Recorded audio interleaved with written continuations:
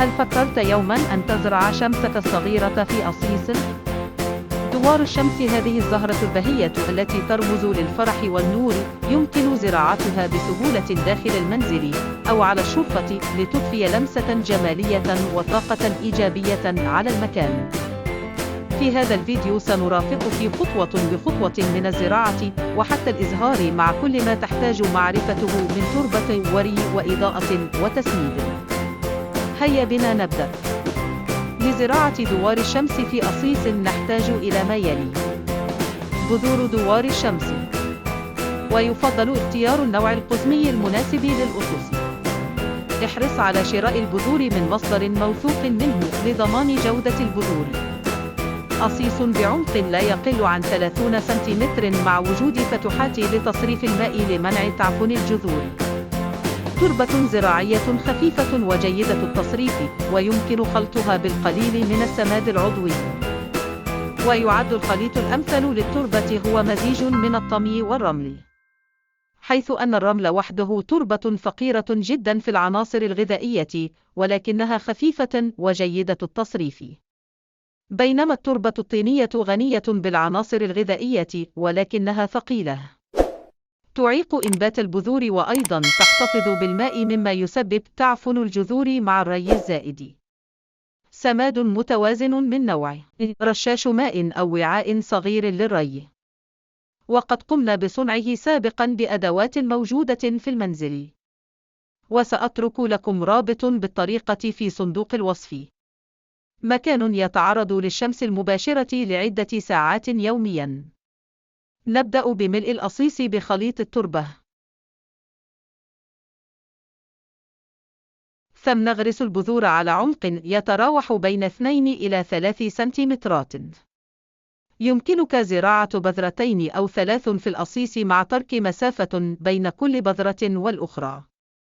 نغطي البذور بطبقة خفيفة من التربة، ثم نطبها بلطف باستخدام رشاش الماء. تجنب تغريق التربة بالماء حتى لا تنجرف البذور. تبدأ البذور عادة بالإنبات خلال 7 إلى 10 أيام. خلال هذه المرحلة الحساسة، تأكد من الحفاظ على التربة رطبة دائما دون إفراط في الري. وضع الأصيص في مكان تصل إليه أشعة الشمس المباشرة. مراقبة السيقان، فإذا بدأت بالاستطلة المفرطة فقد يكون الضوء غير كاف. تذكر أن النبتة في هذه المرحلة بحاجة إلى ضوء كاف. دوار الشمس من النباتات المحبة للشمس، فهو يحتاج إلى ما لا يقل عن 6 إلى 8 ساعات من الضوء المباشر يوميا. أما بالنسبة للري، سق النبات عندما تلاحظ أن الطبقة العلوية من التربة قد جفت. في أيام الصيف الحارة قد يحتاج إلى الري يوميا، لكن لا تنسى التأكد من تصريف الماء الزائد. يفضل ري النبات في الصباح الباكر. مع تقدم النبات في النمو يبدأ احتياجه للغذاء. نوصي باستخدام سماد متوازن من نوع مرة كل أسبوعين. وعند بداية ظهور البراعم يفضل التسميد بسماد غني بالفوسفور والبوتاسيوم لتعزيز الإزهار. احذر من الإفراط في التسميد، فهو قد يضر الجذور أكثر مما ينفعها. دائما أسمد التربة وهي رطبة وليس جافة. بعد مرور 2 إلى 3 تبدأ الزهرة بالتفتح. ستلاحظ وجه الزهرة يتجه نحو الشمس في مشهد ساحر يدعو للتأمل. يمكنك ترك الزهرة حتى تجف، ثم جمع بذورها لإعادة الزراعة أو الاستهلاك. زهور دوار الشمس لا تكتفي بجمالها بل تقدم لنا فوائد عظيمة. تجذب النحل وتساعد في تلقيح النباتات. تبعث على الراحة النفسية وتحسن المزاج. تنقي الهواء من ثاني أكسيد الكربون. يمكن استخدامها لإنتاج البذور أو الزي.